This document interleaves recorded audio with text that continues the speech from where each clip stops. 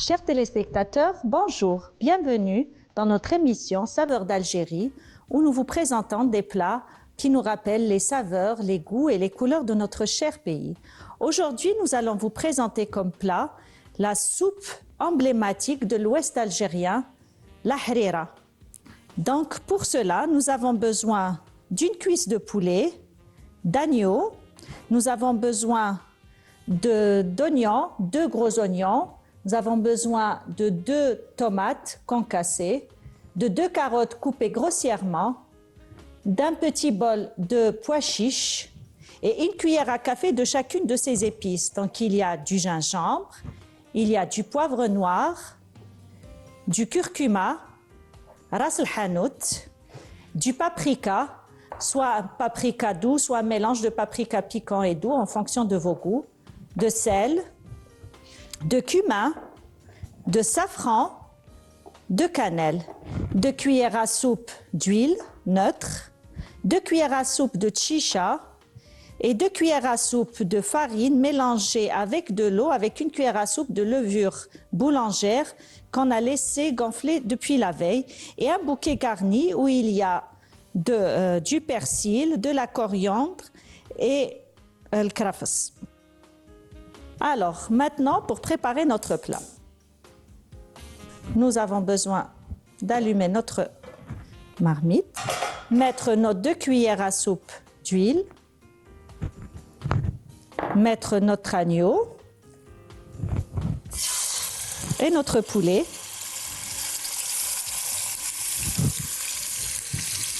On ferme un petit peu, on les laisse dorer. Alors, pour information, le nom de la harira vient du mot al-harir qui est la soie. Car cette soupe, quand elle est finie, elle est onctueuse. On doit mixer tous les légumes, tous les ingrédients pour avoir une soupe qui est lisse comme de la soie. D'où son nom, al-harira.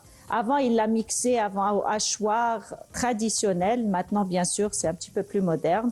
Nous avons facilité la tâche à nos cuisinières. Alors là maintenant, nous faisons revenir un petit peu notre poulet et notre agneau. Et comme vous avez vu, nous avons coupé grossièrement nos légumes, l'oignon et les carottes.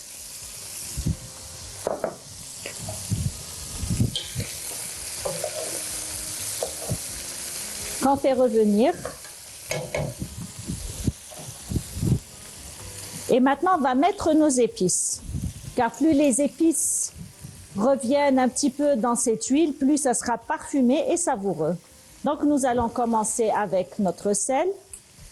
Une bonne cuillère à 2. Le paprika. Une bonne cuillère à café. Ras el hanout. Alors, il y a beaucoup d'histoires qui parlent de l'histoire de ras el hanout. Mais en tout cas, il paraît que c'est l'épicier qui en a fait le mélange car il ne savait pas ce que son client voulait. Il a tout mélangé, ça donnait ce fameux goût de ras el hanout. Le curcuma, une cuillère à café. Le poivre noir, une plus petite cuillère. Le gingembre, le zenjabil. Le cumin.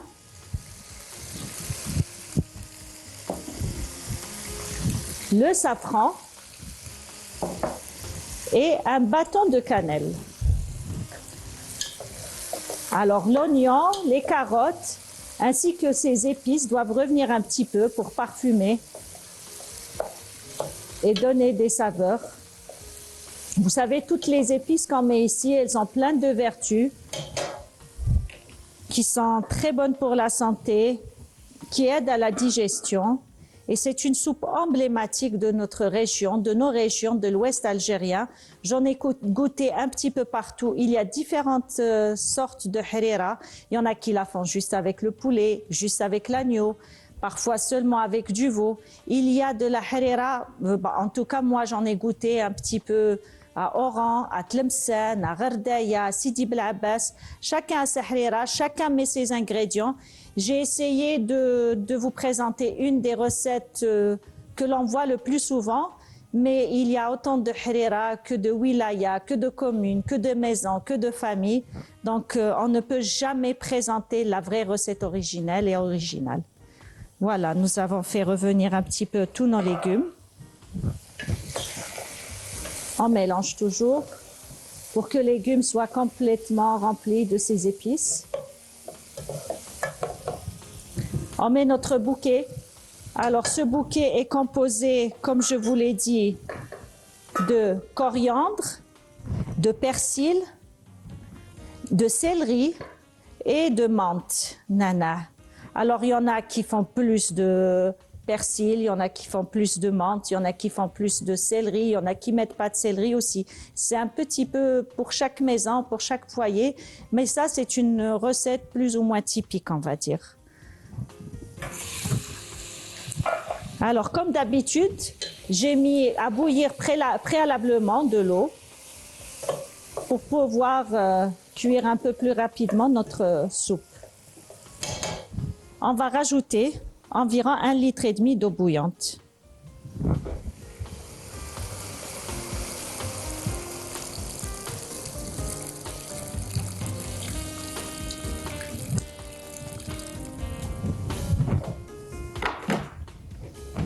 Voilà. Alors, j'ai mis les herbes, les aromates, on va dire, dans un bouquet garni. Je l'ai attaché pour pouvoir le retirer avant de mixer, car quand on mixe toutes ces herbes, ça peut donner une couleur un petit peu plus foncée, une couleur verte, parfois les fibres qui dérangent aussi. Maintenant que j'ai mis de l'eau, je peux rajouter mes 2 grosses tomates hachées finement ou bien 3 tomates moyennes, ainsi que le bol de pois chiches.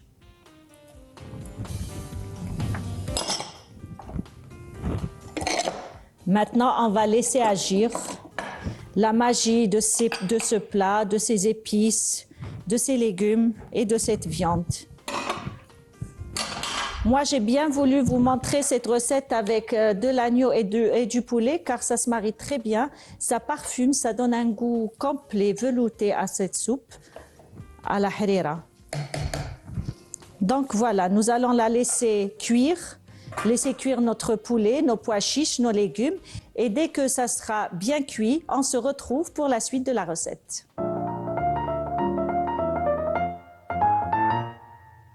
Maintenant que tous nos légumes et notre viande sont cuits dans notre harira, nous avons séparé, comme vous voyez, nous avons retiré les légumes qu'on a mis dans le blender qu'on va mixer. Nous avons retiré la viande qu'on a émiettée. Nous avons retiré le bouquet garni ainsi que le bâton de cannelle dont on n'a pas besoin. Alors voilà, maintenant, pendant que nous allons mixer nos légumes, nous allons mettre à cuire la chicha, donc l'orge concassée. Voilà, ici. Elle va cuire un petit peu en attendant que je mixe les légumes. Voilà. Et j'allume. On va mixer les légumes.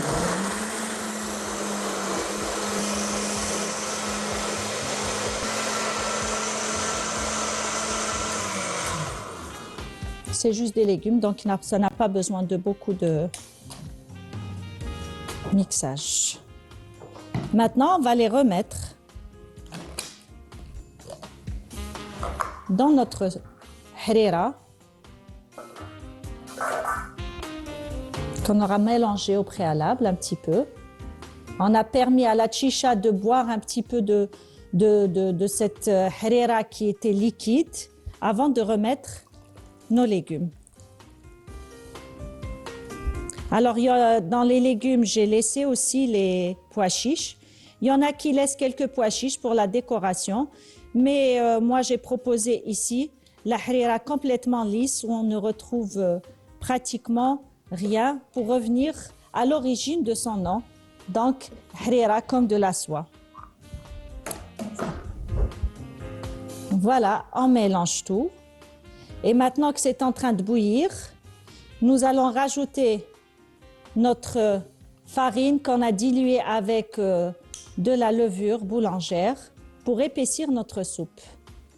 Car la harira est toujours assez épaisse.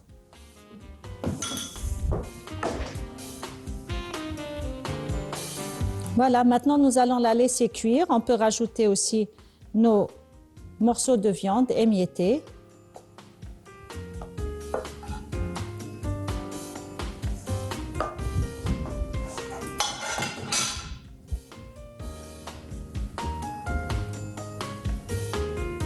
Voilà, maintenant vous voyez la consistance lisse de notre harira que nous avons terminé. Nous éteignons. Voilà. Et restez avec moi pour la prochaine recette, tajin al-birqoq.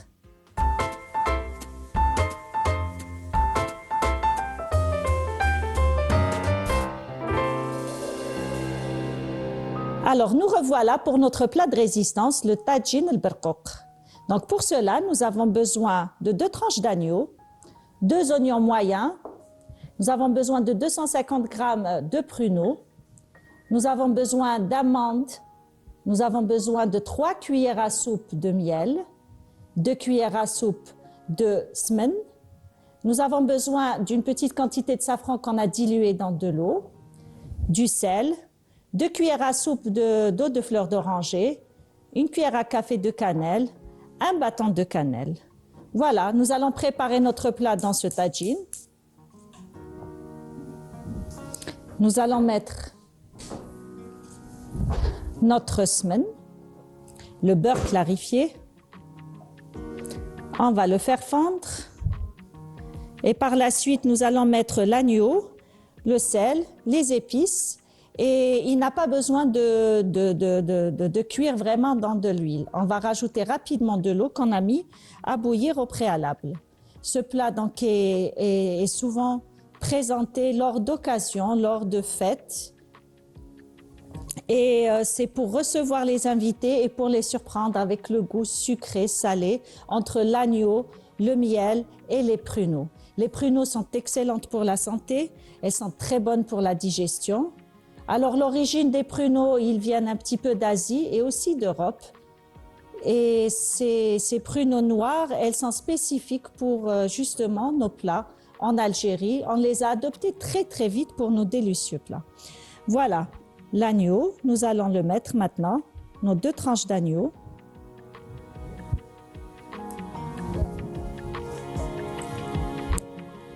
Voilà, nous allons mettre nos 2 morceaux d'agneau. Nous allons saler avec 1 cuillère à café de sel.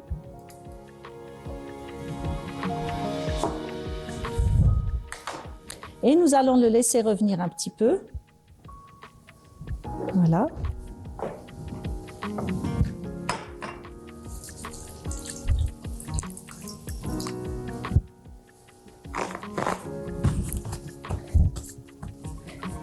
Le tajin de pruneaux est un plat aussi typique, comme tout à l'heure, ce qu'on vous a présenté, de l'Ouest algérien surtout.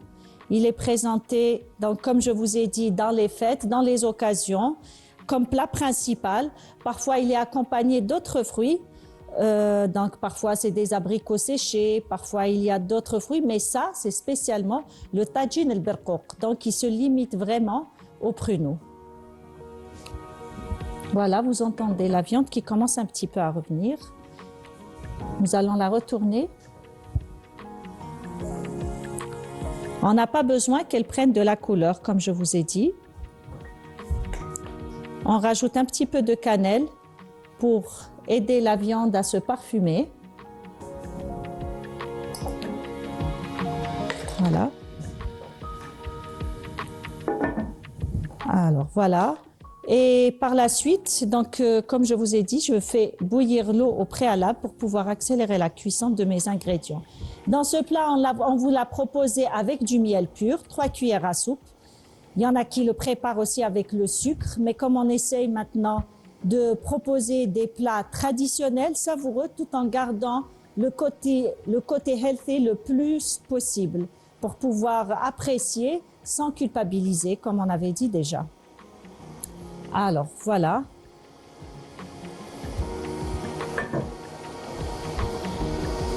Nous rajoutons une quantité d'eau bouillante, comme je vous l'ai dit. Alors, elle doit recouvrir notre viande. Et l'oignon ne sera mis que par la suite. En général, les tagines qui sont sucrés salés n'ont pas besoin de faire revenir les oignons à la poêle, etc. On met plutôt les oignons plus ou moins entiers, coupés en petits morceaux. Donc nous allons couper l'oignon, voilà, et on le met ici. Et à la fin, on va le retirer. Tout simplement, ça ne va pas vraiment se manger, mais bien sûr l'oignon permet au goût d'être plus savoureux, d'être plus onctueux.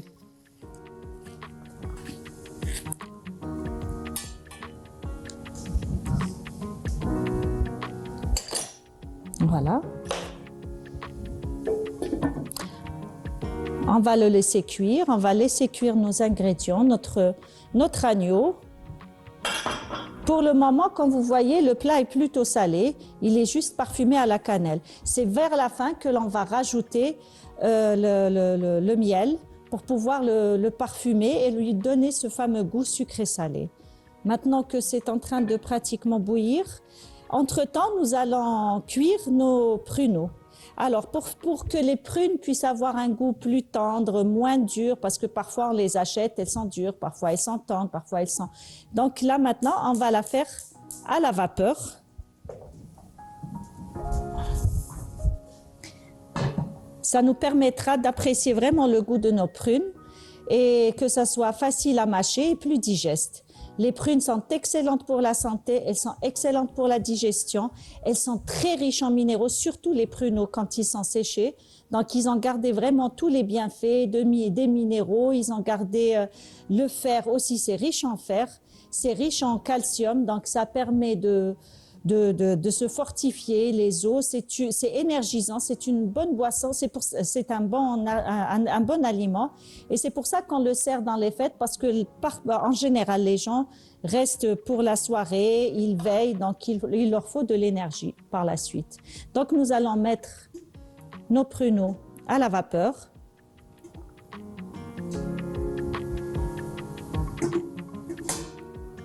Voilà.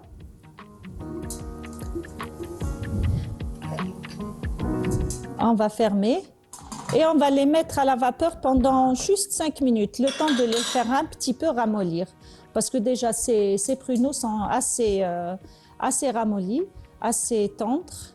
Mais bien sûr, c'est en fonction de vos prunes. On rajoute maintenant, puisque c'est en train de bouillir, on rajoute les pistilles de safran qu'on a diluées.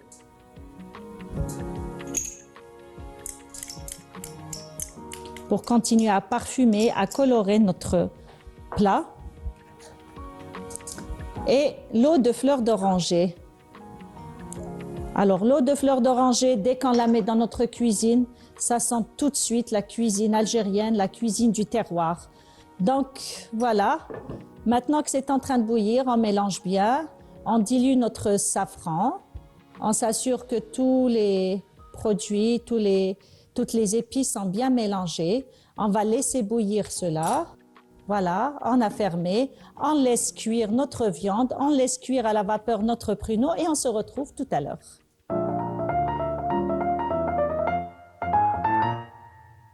Maintenant que notre agneau a cuit, que nos prunes ont cuit aussi, nous allons finir notre recette. Alors, il faut toujours bien sûr faire très attention à ne pas se brûler. Voilà, vous voyez comment ils sont en train de cuire. Nous allons mettre nos prunes.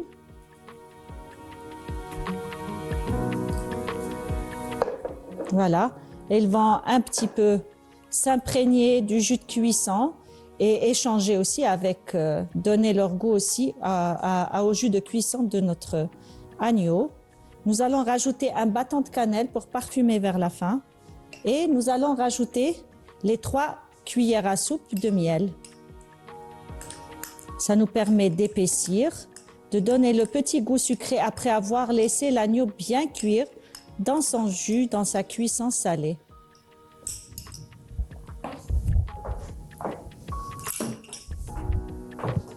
On va bien mélanger. Alors, comme vous voyez ici, vous voyez que les amandes sont bien dorées car on les a fait frire dans un peu d'huile, dans de l'huile, mais à feu moyen, pour qu'elles ne soient pas brûlées ni brûlantes. Alors, c'est une façon de les cuire pour garder leur croquant et leur donner ce doré tellement beau. Alors voilà, maintenant que nous avons mélangé tous nos ingrédients qui nous restaient, le bâton de cannelle, les pruneaux, et maintenant nous allons rajouter les amandes grillées. C'est très parfumé avec l'eau de fleur d'oranger, la cannelle, les prunes. Voilà, nous allons fermer. Laissez juste frémir 5 minutes et on a fini notre plat. On se retrouve tout de suite pour la présentation et le dressage de nos deux plats.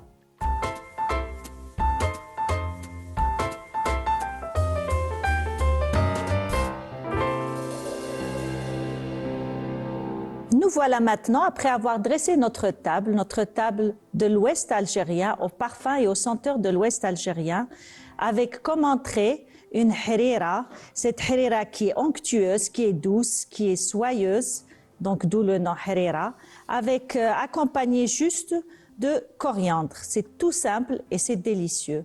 Et à côté, nous avons notre plat principal, tagine el-berkouk, donc qui est présenté dans un plateau spécifique de la région, un plateau taous, comme on dit, ça veut dire qui représente le paon. Vous voyez ici les paons et au milieu à l'intérieur, quand le plat sera servi, quand on va retirer, nous verrons aussi dessiner un paon. Donc nous avons présenté ce plat avec les pruneaux tout autour, puis les amandes au milieu, centrées par la viande d'agneau. Et voilà notre harira dans cette jolie soupière avec toujours de la coriandre au milieu. Merci d'avoir suivi avec nous les recettes de l'Ouest algérien et à très bientôt dans Saveurs d'Algérie.